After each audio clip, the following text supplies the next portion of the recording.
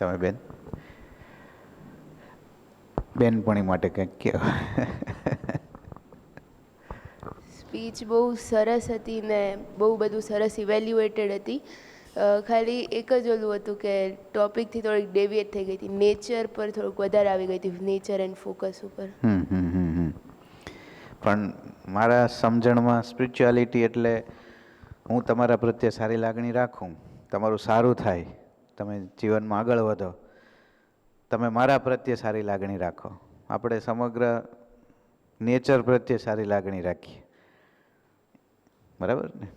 એટલે બહુ versatile subject છે, પણ સરસ.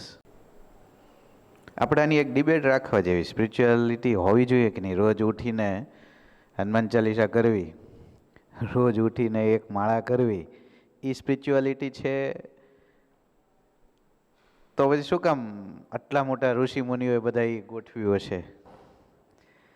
એનો આપણે લોજિકલ વિચાર કરવો જોઈએ કે ભાઈ એની પાછળનું સાયન્સ શું છે, હે ને? આમનામ હાલ્યું આવે છે, આ તો લાખો વર્ષોથી ચાલ્યું આવે છે દરેક દરેક જે ધર્મ છે બધામાં.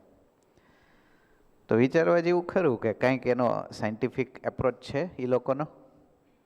આપણે કોઈક દી ડિસ્કસ કરશું, તમે વિચારી રાખજો કે આ સ્પિરિચ્યુઆલિટી જે કહે છે, હે ને?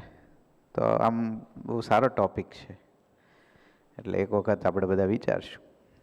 વેદાંત નામ સાંભળ્યું છે? વેદનો સાર, વેદનો અંત. 4 વેદ છે, 4 વેદ પછી વેદાંત આવે, કે જે વેદ છે ને આપણા એનું એક્સ્ટ્રેક્ટ છે. એમાં એક કન્સેપ્ટ છે, એ કન્સેપ્ટ ખાલી તમારા મનમાં મૂકું છું, તમે વિચારજો. સ્પિરિચ્યુઆલિટી શું છે એને એક લાઈનમાં સમજાયું છે. પાણીનો ઘડો જોયો છે?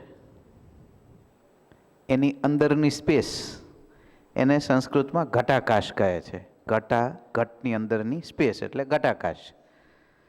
તો તમે ખાલી કલ્પના કરો કે ઘડાની અંદરનું જે સ્પેસ છે અને ઘડાની બહારનું જે સ્પેસ છે એને સંસ્કૃતમાં મહાકાશ કહે છે. એક લાઈનમાં સ્પિરિચ્યુઆલિટી સમજાવી છે આપણા વેદે. હવે જો એને કોની સાથે સરખાયું તો આપણું શરીર એ ઘડો, અને બેને કીધું આત્મા, સોલ, એ અવકાશ. તમે સમજજો, તમે સાયન્સના સ્ટુડન્ટ છો. તો આપણું શરીર શું છે? ઘડો છે. અને એની અંદર જે કંઈ છે પાવર, જ્યારે આપણે મરી જઈશું ત્યારે આ બોડીનું કાંઈ અર્થ નથી, પછી કાંઈ હલતું નથી, પછી કાંઈ ચાલતું નથી, તો અંદરનો પાવર છે એને કીધું આકાશ, એટલે ઘટાકાશ. અને અહીં આગળથી મારી પછી તમારી પછી જે દુનિયા શરૂ થાય છે એ શું છે? મહાકાશ. અંદર છે એ ઘટાકાશ, બહાર છે એ મહાકાશ. હવે હું આગળનું સ્ટેપ કહું, એ લોકોએ જે સમજાયું છે. વર્ષોથી જે ઋષિ મુનિઓ સાયન્ટિસ્ટ હતા, આમાં કોઈ મૂર્તિ પૂજાની વાત નથી, કોઈ રામ શંકરની વાત નથી, કોઈ વાત, ખાલી સાયન્સ છે. હવે ઘડો તૂટી જાય, જો હવે મેઇન વાત આવે છે, ઘડો તૂટી જાય તો શું થયું? ઘટાકાશ મહાકાશમાં મળી ગયું. શું થયું? ઘટાકાશ મહાકાશમાં મળી ગયું. તો આપણું જ્યારે મૃત્યુ થાય ત્યારે શું થાય છે? અંદરનું ઘટાકાશ મહાકાશમાં મળી ગયું. આ એક સિદ્ધાંત ઉપર બધું ચાલ્યું છે. પછી એમાં મૂર્તિ પૂજા આવી ને અલગ અલગ ભગવાન આવ્યા ને અલગ અલગ ધર્મ આવ્યા ને મૂળ સાયન્સ શું છે? મૃત્યુ એ ફાઇનલ સત્ય છે. આપણું બધાનું મૃત્યુ એ ફાઇનલ સત્ય છે, થવાનું છે દરેકનું. અમે 30-35 વર્ષ પછી જઈશું, હે ને?